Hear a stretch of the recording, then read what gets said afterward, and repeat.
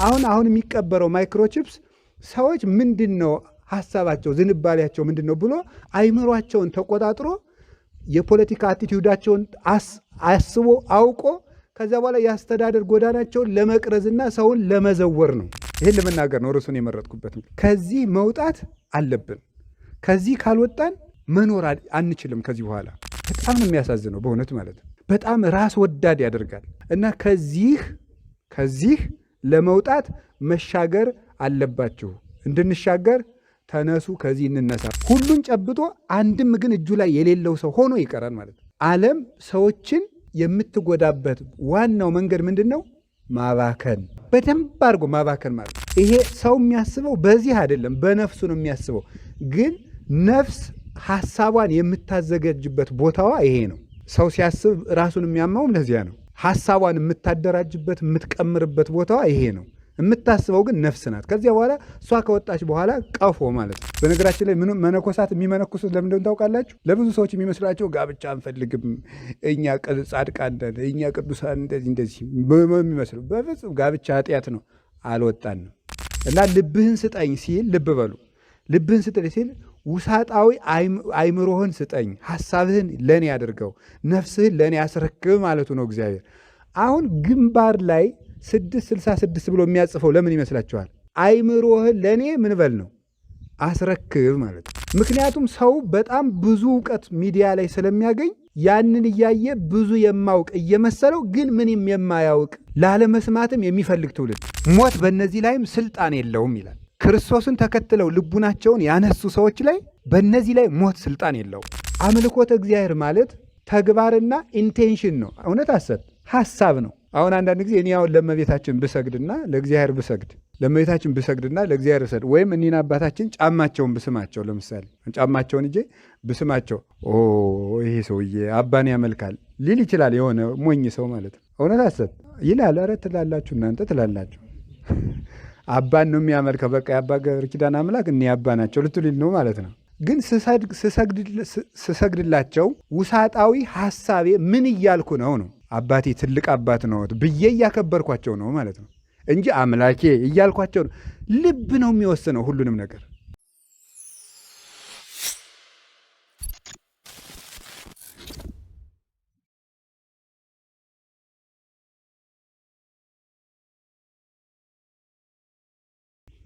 ይሄ ሰው የሚያስበው በዚህ አይደለም፣ በነፍሱ ነው የሚያስበው። ግን ነፍስ ሐሳቧን የምታዘጋጅበት ቦታዋ ይሄ ነው። ሰው ሲያስብ ራሱን የሚያማውም ለዚያ ነው። ሐሳቧን የምታደራጅበት የምትቀምርበት ቦታዋ ይሄ ነው። የምታስበው ግን ነፍስ ናት። ከዚያ በኋላ እሷ ከወጣች በኋላ ቀፎ ማለት ነው። በቃ ሲም የወጣበት ስልክ ምንም ማድረግ እንደማይችል ማለት ወይም ደግሞ ሶፍትዌር የሌለው ነገር ምንም እንደማይሰራ በቃ ነፍሱ ከወጣች ይሄ እንትን ነው፣ ቀፎ ነው፣ ምንም አይሰራም፣ ዝም ብሎ ይቀመጣል ማለት ነው። ለደም ሕይወት የምትሆነው ነፍስም ስለሆነች እሷ ከወጣች ሰው ከሞተ በኋላ እጁን እግሩን ብትቆርጡት ሊደም አይችልም፣ ነፍሱ የለችማ። እና ልብህን ስጠኝ ሲል ልብ በሉ፣ ልብህን ስጠኝ ሲል ውሳጣዊ አይምሮህን ስጠኝ፣ ሐሳብህን ለኔ አድርገው፣ ነፍስህን ለኔ አስረክብ ማለቱ ነው እግዚአብሔር። አሁን ግንባር ላይ 666 ብሎ የሚያጽፈው ለምን ይመስላችኋል? አይምሮህን ለኔ ምን በል ነው አስረክብ ማለት ነው። አምልኮተ እግዚአብሔር ማለት ተግባርና ኢንቴንሽን ነው። እውነት ሐሰት ሐሳብ ነው፣ ሐሳብ ነው። አሁን አንዳንድ ጊዜ እኔ አሁን ለእመቤታችን ብሰግድና ለእግዚአብሔር ብሰግድ፣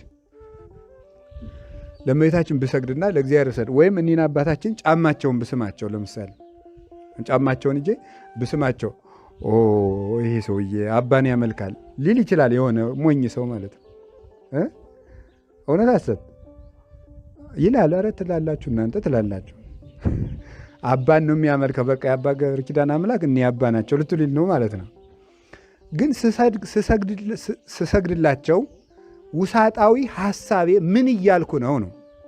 አባቴ ትልቅ አባት ነው ብዬ እያከበርኳቸው ነው ማለት ነው እንጂ አምላኬ እያልኳቸው ነው። ልብ ነው የሚወስነው ሁሉንም ነገር። አንዳንድ ሰው ሰምታችሁ ታውቀዋላችሁ? ሚስቱን አንቺ እኮ ሕይወቴ ነሽ ይላታል። ሕይወቴ ነሽ ሲላት የዮሐንስ ወንጌል ምዕራፍ 11 ቁጥር 25 ላይ ትንሣኤና ሕይወት እኔ ነኝ ይላል ክርስቶስ።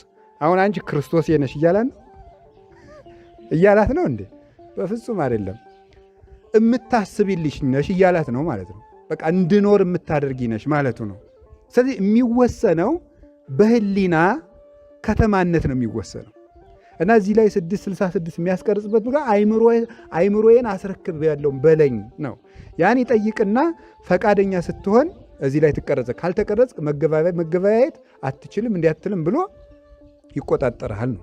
ስሙ ያልተጻፈበት እንዳይገበያይ ሁሉ በቁጥር ሲያደርጉት ያሁኑ አይምሮን ለመቆጣጠር መረጃ ለመሰብሰብ ማይክሮቺፕስ የሚቀብሩበት ምክንያት በአይምሮ የምታስበውን ነገር እያሰቡ ሰውን ለመቆጣጠር ነው። ታውቃላችሁ አሁን ሰው በዩቲዩብ በጉግል በፌስቡክ የፖለቲካ ስራ እንደሚሰራበት ታውቃላችሁ አይደል? አታውቁም? ታውቃላችሁ። አሁን አብዛኛው ሰው ዘፈን የሚወድ ሰው ካለ የሚወዳደረው የፖለቲካ ፓርቲ ምን ሊል ይችላል መሰላችሁ? የዚያን ከተማ ህዝብ ምርጫ ሲቀሰቅስ 24 ሰዓት የሚጨፍሩ ጭፈራ ቤቶችን እንፈቅዳለን ሊል ይችላል። ምክንያቱም የዚህ አካባቢ ሰው እንደሚዘፍን ምን ሰብስቧል? መረጃ ሰብስበዋል ማለት ነው። ከኢንተርኔት ይሰበስብና ከዛ ፖለቲካ ይጠቀማል። አሁን የሚቀበረው ማይክሮቺፕስ ሰዎች ምንድን ነው ሀሳባቸው፣ ዝንባሌያቸው ምንድን ነው ብሎ አይምሯቸውን ተቆጣጥሮ የፖለቲካ አቲቲዩዳቸውን አስቦ አውቆ ከዛ በኋላ የአስተዳደር ጎዳናቸውን ለመቅረዝና ሰውን ለመዘወር ነው። ከዚህ በኋላ እንዴት እንደሚጫወቱብን በደንብ አድርጋችሁ ታውቁታላችሁ። እናንተ ስለምታውቁት እናንተ ብታስረዱ ይሻላል። ስለዚህ የእግዚአብሔር ቤተሰቦች ጌታችን ኢየሱስ ክርስቶስ ሐሳዊ መሲህ ሲመጣ ብቻ መቅደስ ይቆማል እንጂ አሁን መቅደስ እንደማይቆም አስተምሮና እና ያን ጊዜ የሐዲስ ኪዳን ደም እኔ ነኝ ፋሲካው እኔ ነኝ ብሎ አስተምሮ ይሄንን ከነገራቸው በኋላ ጸሎትን አስተማረ፣ ቁርባንን ሰራ፣ ረጅም ጊዜ ጸለየ።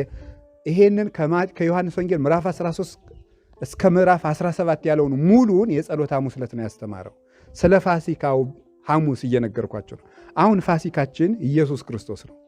አንደኛ ቆሮንቶስ ምዕራፍ 5 ቁጥር 7 ላይ እንደተጻፈ ፋሲካችን ክርስቶስ ታርዷልና እንዳለ ቅዱስ ጳውሎስ አሁን ፋሲካ ክርስቶስ ነው። ተደጋጋሚ በብዙ መምህራን ሰምታችኋል። ፋሲካ በዕብራይስጡ ቋንቋ ፔሳህ ነው የሚባለው፣ መሻገር ማለት ነው፣ ማለፍ ማለት ነው። ስለዚህ ክርስቶስ ከሞት ወደ ሕይወት ስላሻገረን ፋሲካ ተብሎ ይጠራል ማለት ነው። ከሞት ወደ ሕይወት፣ ከባርነት ወደ ነፃነት፣ ከሐሳር ወደ ክብር፣ ከጉስቁልና ወደ ብርሃን ሕይወት ያሻገረን እርሱ ስለሆነ ነው። መሻገሪያችን ክርስቶስ ነው። አሻጋሪ መሻገሪያ ራሱ ወደባችንም ኢየሱስ ክርስቶስ ነው። ቤተክርስቲያን ለዚህ ነው ጧት ጧት ኪዳን ስታደርስ ዘኮንከነ መርሶ ሕይወት ሙስና ዘኮንከነ መርሶ ሕይወት ሙስና ከጥፋት አድነህ የሕይወት ወደብ የሆንከን አንተ ነህ የምትለው ለዚህ ነው። አሁን እንግዲህ መርከበኞች ነን ሆናችኋል ብላችኋል አይደል? መርከብ ስታዩ እንግዲህ ወደብ ስታዩ ማን ትዝ ይላችኋል ማለት ነው? ክርስቶስ ትዝ ይላችኋል ነው። ከሕይወት ማይበሉ በዚህ ዓለም ነው የሚመሰለው። በኋላ በደንብ እነግራችኋለሁ። ይሄ ማይበሉ የባህሩ ማይበል በዚህ ዓለም ነው የሚመሰለው። ማይበል አቅጣጫው ወዴት ነው? ሀ ወደ ምስራቅ፣ ለ ወደ ምዕራብ። ወዴት ነው? እንደ ነፋሱ ነው በሉ እንጂ በሉ እንደ ነፋሱ ነው አይደል እንዴ? የዚች ዓለም አቅጣጫው እንዴት ነው? እንደ ነፋሱ ነው። ነፋሱን አይታ ነው ይህች ዓለም የምትነፍሰው። ዘንድሮ አንተ ከተሾምክ አንተን ታደንቅሃለች። በእውነቱ እንደዚህ ያለ መንግስት አይተን አናውቅም ትላለች።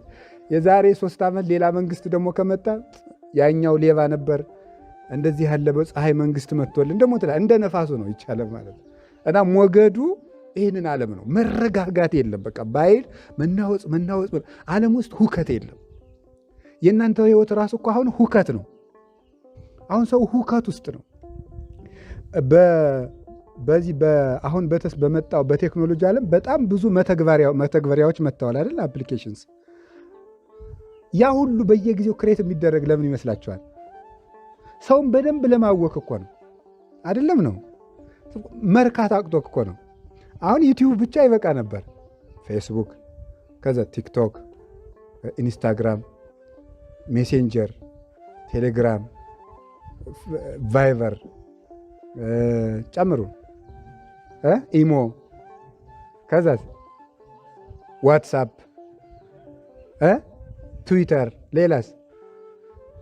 ሌላ በጣም ብዙ አለ ደግሞ ምናምን፣ ስካይፕም ቢሆን ዙም፣ ሌላ ደግሞ የሆነ ነገር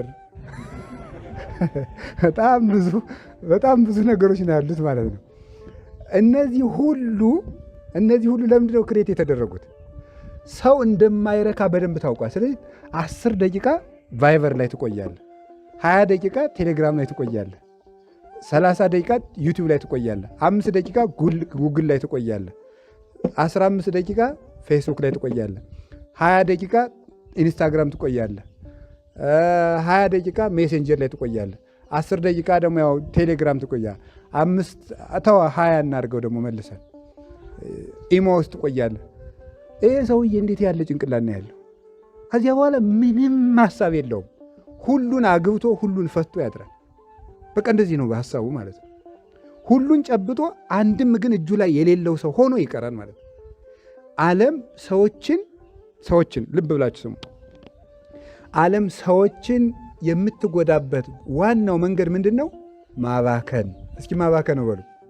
በደንብ አድርጎ ማባከን ማለት ነው። አንድ ጸሐፊ ስለ መነኩሴ ሲናገር የጻፈው ንገረን። መነኩሴ ማለት ትኩረት ያለው ትክክለኛው ምንድን ነው ሰው ማለት ነው ብሎ ተናግሯል። በነገራችን ላይ መነኮሳት የሚመነኩሱት ለምንድን ታውቃላችሁ?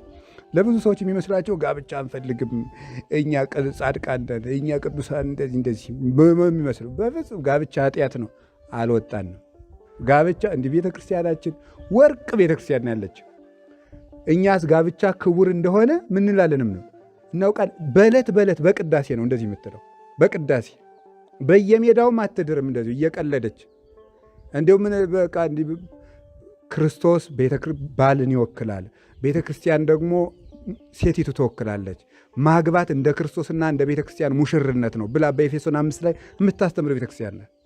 ጋብቻ ቅዱስ ነው። ሌላው ቀርቶ ክርስቶስ ጋብቻ ባይሆን ይወለድ ነበር። ባይኖር ምን ማለት ነው? ጋብቻ ባይኖር ድንግል ማርያም ባትወለድ ማለት ነው። እሷ በድንግልና ነው የወለደችው። እንዴት ሊወለድ ይችላል? ጋብቻ ክርስቶስ እንኳን ከሰማይ እንዲወርድ ምክንያት ነው። ባይኖር ክርስቶስ አይወለድም፣ እናቱ የትዳር ውጤት ስለሆነች። ታዲያ ለምንድን ነው መነኮሳት የሚመነኮሱት ስትሉት፣ በትክክል ክርስቶስን ማሰብ የሚችሉበት ምን ለመፍጠር ነው። ምን ለምትሉት ከባቢ አየሩን በሉት፣ በቃ እንደዚህ ያለ ማግኘት ነው። በቃ ክርስቶስን ብቻ ማሰብ እንዲቻል። ስታገባ በጣም ብዙ ነገር ነው ያለው፣ ግን አግቡ። ስታገቡ በጣም ብዙ ነገር ነው፣ ግን እያሰብከው ነው መግባት ያለብህ ነው። አሁን እኔ እዚህ ዋልኩኝ፣ ተነስቼ ሂጄ ቤቴ እተኛለሁ፣ ተመስገን። ስነሳ ማንን ነው የማስበው? ክርስቶስን ነው የማስበው። ስትነሳ አንተ ሚስትን ነው የምታስብ፣ ታስባለህ ማለት ነው። ውለህ ትመጣና ቀጥታ ወደ አልጋ መሄድ ትችላላችሁ። ተመስገን። እንዲያውም ዛሬ ራት አልበላ ማለት ትችላላችሁ? አችሉ እንዴ? አታጫውተኝም እንዴ ትላለች። አጫውተኝ እንጂ እንዴ፣ ሆቴል መሰለ የምታድረው ሚስት እኮ ነው፣ ቁጭ በልና አውራኝ ትላለች። ካላወራት ትቆጣለች። ደግሞ የማውራት ግዴታም አለብህ፣ ለምን አካልህ ናት። ስለዚህ ይሄ እንዴት ሆኖ ይሆናል? ስለዚህ ያገባ ሰው ሚስቱን እንዴት ደስ እንደሚያሰኛት ምን ይላል አለ ቅዱስ ጳውሎስ? ያስባል አለ አንደኛ ቆሮንቶስ ምዕራፍ 7 ላይ። ያላገባ ሰው ግን ክርስቶስን እግዚአብሔር እንዴት ደስ እንደሚያሰኘው ያስባል አለ። ከዚያ የተሳ ሴቷም እንደዚሁ ወንዱም እንደዚሁ ማለት ነው። ስለዚህ አሁን ግን እኔ የምነግራችሁ ጋብቻ ቅዱስ ነው።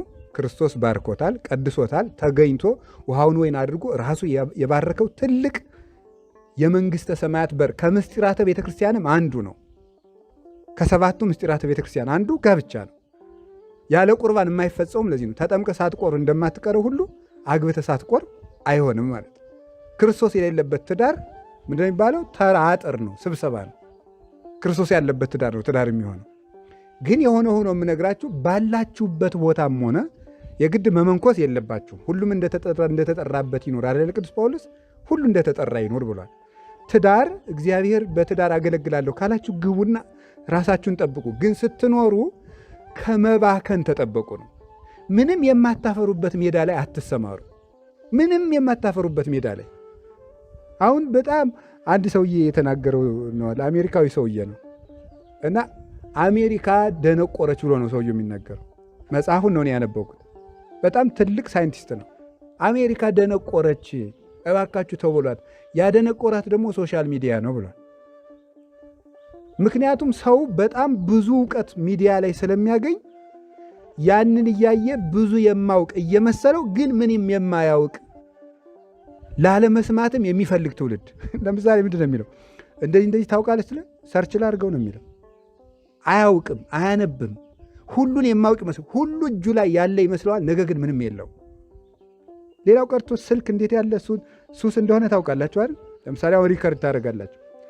ሪከርድ እያደረጋችሁ ነው፣ ጥሩ ነው፣ እየነቀፍኳችሁ እንዳይመስላችሁ። ግን ሪከርድ ማድረግ ራሱ ግን ችግር እንዳለው ታውቃላችሁ። አይ ሪከርድ ስላደረግኩት ኋላ ተኝቼ ሰማዋለሁ ብሎ የማይሰማ ሰውም ይኖራል። እየተማረ ይቀንሳል። የመያዝ አቅሙን ጓግቶ መዝግቦ ባይምሮ የመያዝ አቅምን ይቀንሳል እሱ ራሱ። እና በጣም አሁን ፈረንጆቹ በጣም ከብዙ በሽታዎች አንድ በሽታ ተደርጎ ፎን አዲክትድ የሆነ ሰው ራሱ አንድ በሽታ ሆኗል። አማካሪ እያስቀመጡ ነው አሁን ዶክተሮች።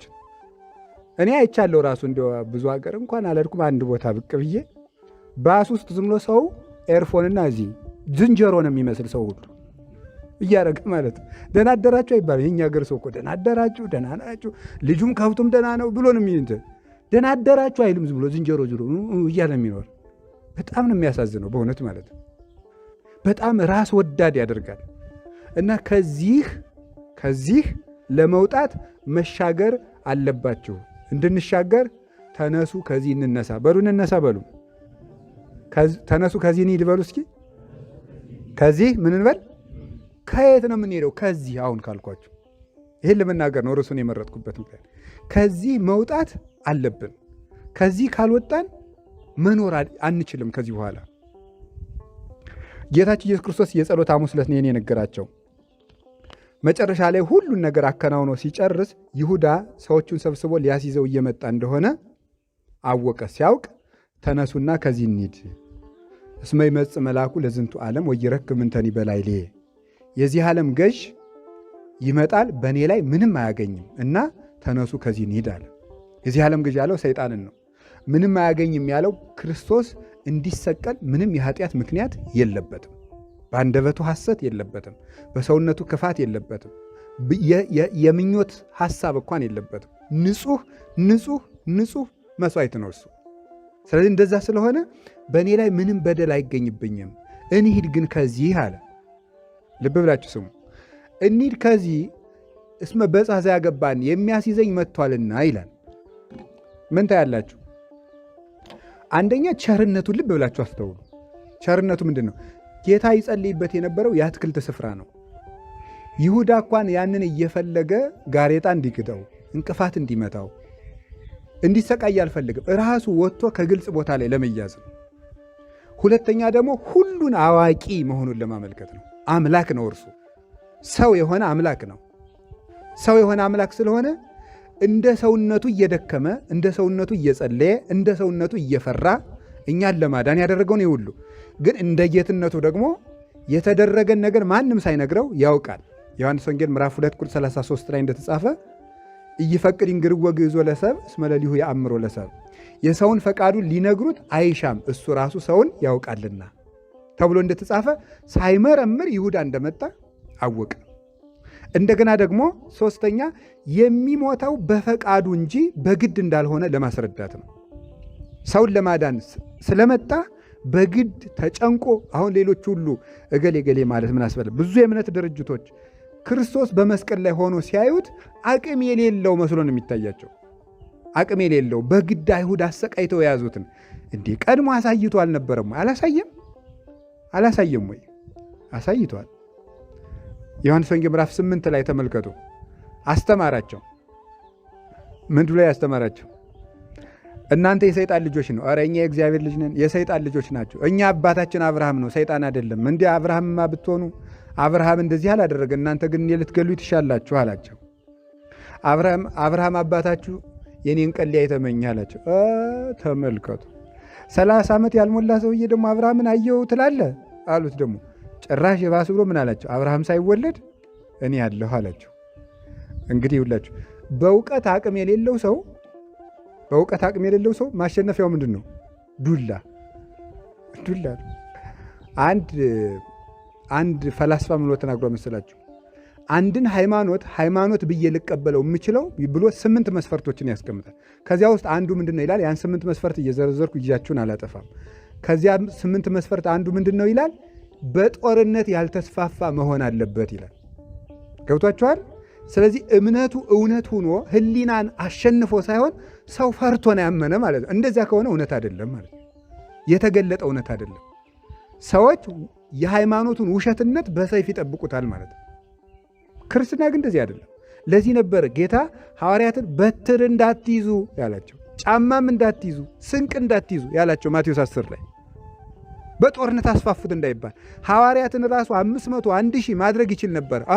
ብዙ ሰራዊት ሰብስቦ አደራጅቶ ሰው ፈርቶ አምኖ ነው እኮ እንዳይባል ጥቂት 12 ሰዎችን ነው የላከው። ይህንን ያደረገበት ምክንያት ክርስትና በሰላምነቱ ያሸነፈ እምነት ስለሆነ፣ በሰላምነቱ በእውነትነቱ የረታ እንጂ ወደዚህ አድርጉት ሐሳባችሁን፣ ጊዜያችንም እንድንጠቀም በሰላምነቱ ያሸነፈ እንጂ በጦር ያሸነፈ በሰራዊት ያሸነፈ በሰራዊት የረታ እምነት አይደለም። እና ጌታችን ኢየሱስ ክርስቶስ ወዶ ነው የሞተ፣ በግድ አልሞተም። 30 ዓመት ያልሞላ ሰውዬ አብርሃምን አየ ሲሉት አብርሃም ሳይወለድ እኔ ያለው ሲላቸው ምን አለ? ወነሱ እብነ ከመዩ ግርወ ሊወግሩት ድንጋይ ያነሱ ይላል። ሊወግሩት ድንጋይ ያነሱ ወሃለፈ እግዚ ኢየሱስ ወታብኦሙ ጌታችን ኢየሱስ ክርስቶስም በመካከላቸው ተሰውሮ አልፎ ሄደ ይላል። ልብ ብላችሁ ስሙ። መያዝ አልቻሉም፣ ሊይዙት ፈለጉ፣ በመካከላቸው አልፎ ሄደ። ብርሃን ነው እሱ እኮ። ለዚህ ነው ዮሐንስ 8:12 እኔ የዓለም ብርሃን ነኝ ያለ። ብርሃንን በበር ዘግታ አታስቀረው፣ በዓለም ሁሉ ነው የሚመጣ። ክርስቶስን ይዞ ማስቀረት አይቻልም። እንኳን ጥቂት ሰዎች አይሁዳውያን ይቅርና ሞት ይዘው ዘንድ አልቻለም ተብሎ አይደል የተጻፈው? ሞት ይዘው ዘንድ አልቻለም። የሐዋርያት ሥራ ምዕራፍ 2 ላይ ክርስቶስን እንኳን ሰው ሞት ራሱ ሊይዘው አይችልም። እርሱ ሕይወት ነው። ሕይወት ስለሆነ እንኳን እሱን በሱ ያመኑትን ሁሉ ሞት በእነዚህ ላይ ስልጣን የለው።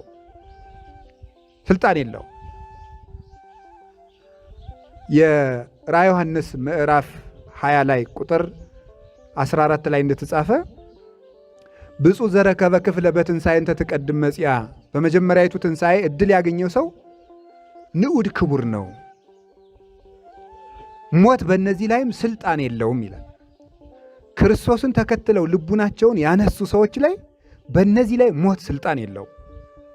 እንኳን በክርስቶስ ላይ በክርስቶስ ባመኑት ላይ ሞት ስልጣን የለውም። አጋንንት ስልጣን የላቸው። ሁሉም የሲኦል ደጆች ሁሉ በክርስቶስ ቤተ ክርስቲያን ላይ ስልጣን የላቸው። ሊያነዋውጧትም አይችሉም። እሱ የማይናወጽ መሰረታችን ስለሆነ። ታዲያ እንደዚያ ከሆነ ጌታችን ኢየሱስ ክርስቶስ ወዶ ነው የሞተ ማለት ነው። ወዶ ነው የሞተ እንዴ? የሞተውን የፈረሰውን ሰው በቃሉ የቀሰቀሰ እንዴት በግድ ይሞታል?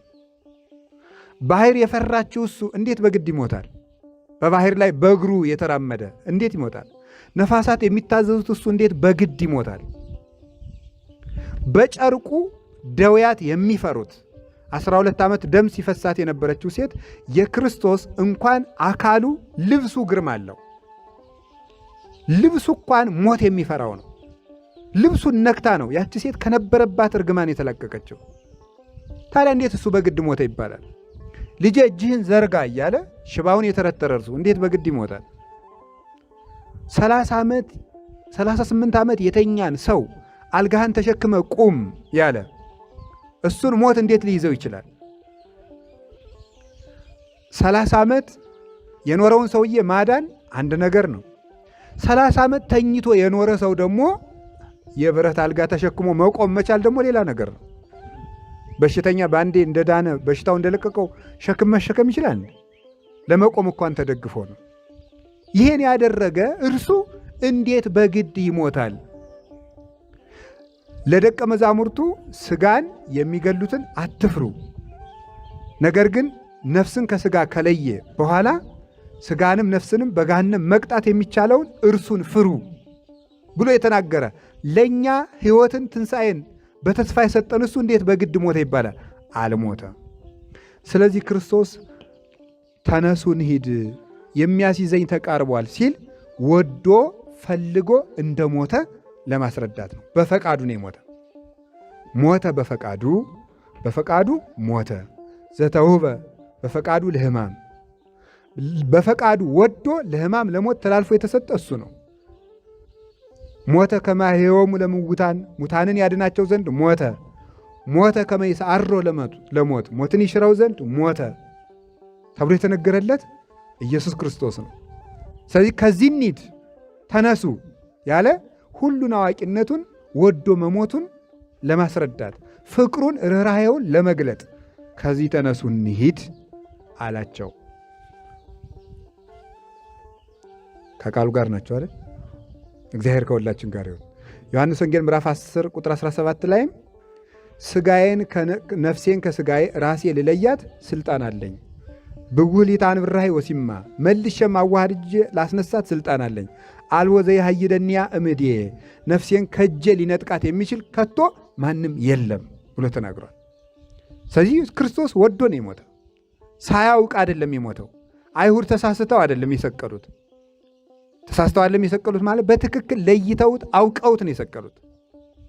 አንዳንድ ሰዎች እንደውም ምሎ ይናገራሉ፣ አይሁድ ክርስቶስን የሰቀልን መስሏቸው ሌላ ሰው በአምሳሉ ሰቀሉ ይላሉ።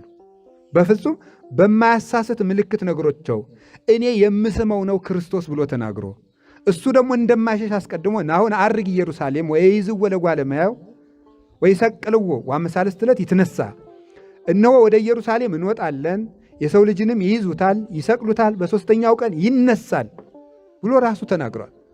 እንዲሰቀል እንዲሞት ትንቢት ተነግሮለታል። ስለዚህ ወዶ ሞተ።